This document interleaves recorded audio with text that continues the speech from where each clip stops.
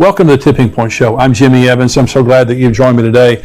I have a teaching today called War Drums in Israel. And I want to talk to you about the news that's going on right now and what the Bible says about two wars that are about to happen in Israel. There are major wars that are prophesied, and what we have in the news today is telling us these wars are about to happen very soon. Before I get into that, let me just remind you, on September the 17th, here in the Dallas-Fort Worth area, Grapevine, Texas, 5 minutes from DFW Airport, we have a Bible Prophecy Conference happening from 9 a.m. to 5:30 p.m. September 17th at Fellowship Church, Pastor Ed Young, our dear friend there, all day long. And we have great speakers, great content all day long to encourage you, to let you know what's going on here in the end times. Just a very special format there of just really getting all day information and encouragement related to Bible prophecy. I'll be speaking twice that day. I'll also be speaking the next morning at Fellowship Church on Bible prophecy. So if you attend the conference and you're able to stay over, you can hear me again on Sunday morning. We also have Pastor Billy Crone, who's a regular guest here on the program. We have Greg Laurie, who is a contributor to endtimes.com. He's written many books on the end times, terrific speaker, terrific content. We have Dr. Mark Hitchcock. He's written over 30 books on the end times. He is a contributor here to endtimes.com. He'll be speaking that day, along with Pastor Ed Young, who is a terrific speaker, great pastor, great speaker, and Rabbi Jonathan Cahn, who is a dear friend of mine, who I believe is the most gifted prophet of our time.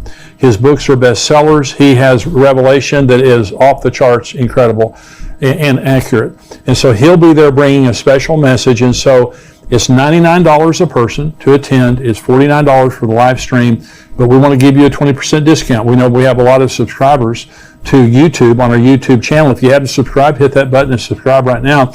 We want to give you a 20% discount. So you can get 20% off of the $99, 20% off of the $49. We would love to have you be there in person. If you can't, we would love to have you live streaming in. So you can go on conference.endtimes.com right now. Enter into your promo code there. You'll get 20% off. Conference.endtimes.com. The information is right there on your screen. Sign up. We have a lot of people already signed up. So we want you to sign up right now. You can use your discount, by the way, to bring family, friends, neighbors, bring a busload from your church. You can all use your discount code there. So we're going to have a lot going on that day. We would love to have you be a part of that. Let me remind you also of the book that we have, Where Are the Missing People? This is a book that you leave on your coffee table, dining room table, car, office, apartment, dorm room for people who are left behind in the rapture. The number one question that's going to be asked after the rapture is, where are the missing people? And this book is going to be there answering it, leading people to Christ and letting them know what's about to happen and how to prepare for it. And if you go on Amazon, we have hundreds of 5-star reviews of this book. And you can see those reviews there, but a lot of people are reading it right now, giving it to loved ones, and they're getting saved, their lives are being changed.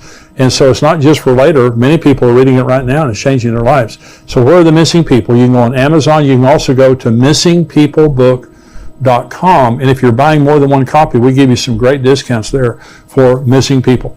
So let me get into this teaching today on war drums in Israel. We live in a very, very serious time. And I know that all of us feel the oppression of what's going on in the world right now. And not just related to Israel, but just economically, the pandemic, the evil and wickedness in the world, China, Russia, the war in Ukraine, all the things that are happening. It is oppressive. I mean, this is something I've never experienced before.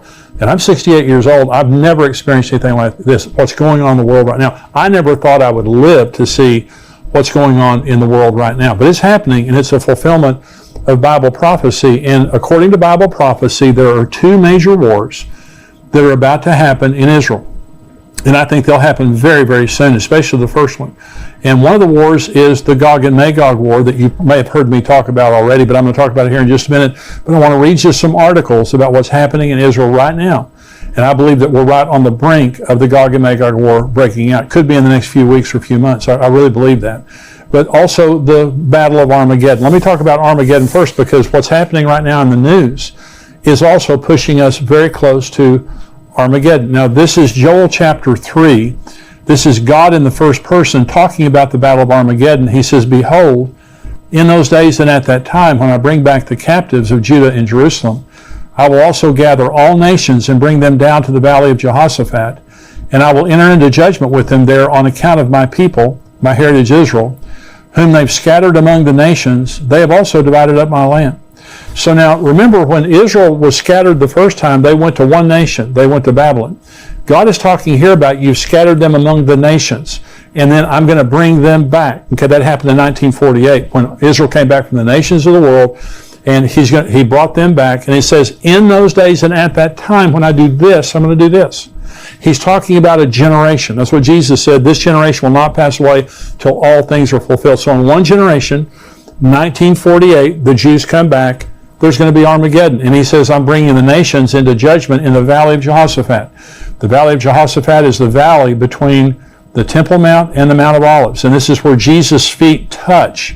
According to Zechariah 14, when he returns in the second coming, his feet will touch the Mount of Olives, and he will come and judge the nations of the world that have come against Jerusalem. This is Zechariah 12, prophesying Armageddon. The burden of the word of the Lord against Israel. Thus says the Lord God, who stretches out the heavens, lays the foundation of the earth, and forms the spirit of man within him. Behold, I will make Jerusalem a cup of drunkenness to all the surrounding peoples when they lay siege against Judah and Jerusalem. And it shall happen in that day that I will make Jerusalem a very heavy stone for all peoples. All who would heave it away will surely be cut in pieces, though all the nations of the earth are gathered against it. Now, God is the causal agent of Armageddon, and the city of Jerusalem is the focus. God is the one who's bringing the nations of the world to judge them for how they have treated the people, the nation of Israel, and for dividing up their land. Okay, but the city of Israel specifically, the city of Jerusalem specifically, he says, I'm going to bring you, all the nations have gathered against the city of Jerusalem, and I've made it a cup of drunkenness. In other words, it makes them crazy. All the surrounding nations, check that box. And it's a burdensome stone. No nation can solve that problem. Though the United States has tried, the United Nations have tried, no one can lift that stone and solve that problem. Well, let me read a couple of articles here to you about what's happening right now. It's happening to divide the city of Jerusalem, to divide the nation of Israel. And this is from Israel 365 News. This is June the 2nd, 2022, from Adam Berkowitz. It says, Biden's State Department sidesteps Israel to open Palestinian consulate in Jerusalem. And this, let me read a little bit of this article. In a briefing on Tuesday, Ned Price, the spokesman for the Biden administration's Department of State, was asked to comment on reports that they have permanently shelved plans to reopen the consulate in eastern part of Jerusalem. Price responded that the reports were inaccurate. This is quoting him. I don't have any personal announcements to preview, Price said, prefacing his statements. What I can say is that at least part of your question or part of the premise you put forward is not accurate. We remain committed to opening a consulate in Jerusalem. We continue to believe it can be an important way for our country to engage with and provide support to the Palestinian people. We're continuing to discuss this with our Israeli and our Palestinian partners, and we'll continue to consult with members of Congress as well. Meanwhile, at this very moment, we have a dedicated team of colleagues working in Jerusalem and our Palestinian Affairs Office focused on engagement with and outreach to the Palestinians. And this article goes on to talk about how the Biden administration is committed to a two-state solution and going back to pre-1967 boundaries. It means Jerusalem is divided. East Jerusalem goes to the Palestinians, and what they're saying is they're going to open a consulate. They're not talking to the Israelis. They're being extremely rude to the Israelis. They're going to, and disrespectful, they're opening a consulate, which is an embassy, to the Palestinians in East Jerusalem, recognizing East Jerusalem as belonging to the Palestinians and not to the Jews. This is Armageddon. Okay, this is what causes Armageddon. So here is an article, Israel 365 News, June 6th, again from Adam Berkowitz. Here's the title: Jews of Judea Samaria vow 10 new Jewish settlements during Biden's visit to Israel. And so what they're saying is here that during Biden's visit, rather than honoring what he's saying, see, if the Jews give up East Jerusalem, they lose 2,000 homes for Jews. If they give up Judea and Samaria, is what the United Nations calls the West Bank. The Jews call it Judea Samaria.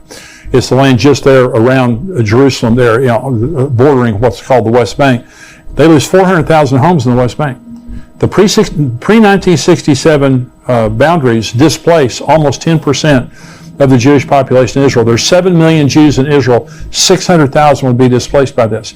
And what they're saying is when President Biden came up, they're trying to embarrass Naftali Bennett, the prime minister. And they're also trying to get back, and as a sign to President Biden, they're not giving up the West Bank. They're not giving up East Jerusalem. This is Armageddon. Armageddon is about the Jews won't give up Jerusalem. They won't give up East Jerusalem. They're not going to give up the land. They've tried this land for peace nonsense, and they don't get any peace for it. And so they're not going to give it up, but they're going to try to impose the United Nations at some point. This is what causes Armageddon. The nations of the world are going to try to force Israel to give up this land, and they're not going to do it. And so what we're seeing right now by the policies of the Biden administration is furthering Armageddon. It's going to happen, and it's happening right before our very eyes. Let me talk now about the Gog and Magog war. And so God is furious that the nations of the world, the way they're treating Israel, they're trying to divide up the land. But there's also the Gog and Magog war, that also God is the causal agent of the Gog and Magog war. And let me read you now. This is Ezekiel 38. You've probably heard me talk about this before. This is Ezekiel 38. The word of the Lord came to me, saying, Son of man, set your face against Gog of the land of Magog, the prince of Rosh, Meshech, and Tubal, and prophesy against him, and say, Thus says the Lord God, Behold, I am against you, O Gog, the prince of Rosh, Meshech, and Tubal. I will turn you around, put hooks in your jaws, and lead you out with all your army, horses and horsemen, all splendidly clothed, the great company with bucklers and shields, all of them handling swords. Persia, Ethiopia, and Libya are with them, all of them with shield and helmet. Gomer and all its troops, the house of Togarmah from the far north and all its troops. Many people are with you. Prepare yourself and be ready, you and all your armies that are gathered about you, and be a guard for them. After many days you will be visited. Listen, in the latter years, that's the last days, you will come into the land of those brought back from the sword and gathered from many people on the mountains of Israel, which had long been desolate. They were brought out of the nations, and now all of them dwell safely. So this is about to happen. So Israel's back in their land. They're very prosperous. They're safe, comparatively. They're still very safe. But this is Russia. This Ezekiel 38 is against a man called Gog, which I believe right now is Vladimir Putin. Now, if this prophecy is for later, it could be somewhere else. But it says Gog, he's the prince of Rosh, Meshech, and Tubal. Rosh is Russia, Meshech is Moscow, Tubal is Tobolsk. This is right there in Russia. And so this is Persia is Iran. When it says Gomer, Togarmah, that's Turkey. Syria is Syria. Libya is Libya. Ethiopia is what we would call Sudan today. But all these are Muslim nations with the exception of Russia, but they're all militarily aligned with Russia. And Vladimir Putin is the strongman over this entire area of the world there. So this is a regional war that's going to be fought. And so God says, I'm going to put hooks in your jaw and drag you down. The problem that we have right now is Iran. Russia's a problem for sure. Iran is the larger problem for the Israelis because they have a nuclear program, and they have been trying for a long, long period of time to get enough nuclear material for a bomb. And they're there. I mean, they are there, either a day or a week away, or days or weeks away from getting it. But many believe, and I believe, they already have enough nuclear material for a bomb. They need a detonator. They need a missile, which they also have. But they're at the final stages of putting this together. Now, Israel has been conducting for the last month. They just finished a huge, massive drill called Chariots of Fire. And this is practicing bombing Iran and practicing defending all their borders when they get finished bombing Iran. Because they know once they bomb Iran, all heck's going to break loose. And so remember, there's going to be a provocation. God says, I'm going to put hooks in your jaw. I'm going to draw you down to the mountains of Israel. Well, Russia, Iran, Syria, and Turkey are already on the northern border of Israel right now with weapons, ready to attack. And so Israel's bombing in Syria almost every day, Iranian installations there, and Iran is there to build a force, to build a base right on the northern border where they can invade Israel. They're just looking for the opportunity. Well, so this is an article from the Jerusalem Post, and it says, this is June 2nd, Israel sends submarine warships to Red Sea in signal to Iran. It says, in a signal to Iran, an Israeli Navy sent an advanced Dolphin-class submarine and 2 warships for an extensive training excursion into the Red Sea as parts of Chariots of Fire, the Israeli Defense Forces' months-long war simulation that will end this week. And so it talks about, in this article, let me just read you the very end of this article, it says, Chariots of Fire simulated an all-out war on many fronts and was aimed at strengthening the country's defenses and the resilience of its home front, as well as increasing the effectiveness of communication between various corps and commands. The exercise involved nearly every branch of the Israeli Defense Force, including the ground forces, Air Force, Navy, logistics, intelligence, technology, and more. Well, this is a massive drill that took a month that is including every branch of the military. It's bringing them all together, helping them to communicate so they can bomb Iran and so they can protect their nation afterwards. Because, in my opinion, this is the hook that once Israel bombs Iran, it provokes Russia. Russia's already provoked, but it provokes Russia, Turkey, Iran, Syria, all these nations, and this could be the fulfillment of that. I mean, by the way, and so let me just read you these other articles and I'll talk about it. This is from Yahoo News, June the 2nd, this year. This could be the next big war that grips the entire world. Now look at that title there. The ongoing war between Israel and Iran across the Middle East came out of the shadows and into the open long ago, but now, on the back of several suspected Israeli attacks inside Iran itself, the deadly contest threatens to escalate, possibly beyond the region. Last week, several quadcopter drones smashed into a suspected Iranian nuclear research and drone facility at Parchin, killing one engineer. Mere days before, two assassins on motorbikes shot dead an Iranian military colonel in the heart of Tehran. In February, several drones hit an Iranian unmanned aerial vehicle, UAV, base in the west of the country at Kermanshah. Although never officially taking responsibility, various subtle hints by Israeli officials and media reports have left little doubt as to the provenance of these attacks. Now listen to the rest of this article, because this is very important. This is all part of what the Israeli government, just under a year in power, has come to describe as the Octopus Doctrine, a new and risky expansion of its campaign against Iran's military and nuclear capability, the Octopus Doctrine. If in years past Israel did hit inside Iran, it was done covertly, usually through spies and cyber attacks, and almost always targeted Iranian nuclear scientists and facilities. For almost a decade, too, Israel made no secrets of its campaign of airstrikes, primarily inside Syria, against Iranian allied militias and weapons shipments. But now, Israeli officials openly describe a new defensive strategy, as one termed it in the Daily Beast, aimed at the head of the octopus in Iran, and not just his tentacles across the region in places like Syria, Lebanon, Gaza, and Iraq. One more paragraph here. For many years, the Iranian regime has carried out terrorism against Israel and the region via proxies. But for some reason, the head of the octopus, Iran itself, has enjoyed immunity. Israeli Prime Minister Naftali Bennett said in a speech on Sunday, the era of immunity for the Iranian regime is over. Now, that's some very serious rhetoric. And what they're saying is their doctrine, the Octopus Doctrine, kept saying, cut off the tentacles, hit them in Syria, quadcopter their nuclear facilities, send viruses into their computers, kill their scientists, and all those kind of things. Now what they're saying is, no, we're going to chop off the head of the octopus. That's a very different strategy, and it goes along with the chariots of fire. By the way, the chariots of fire exercise, that looks back to Elijah. Isn't that interesting?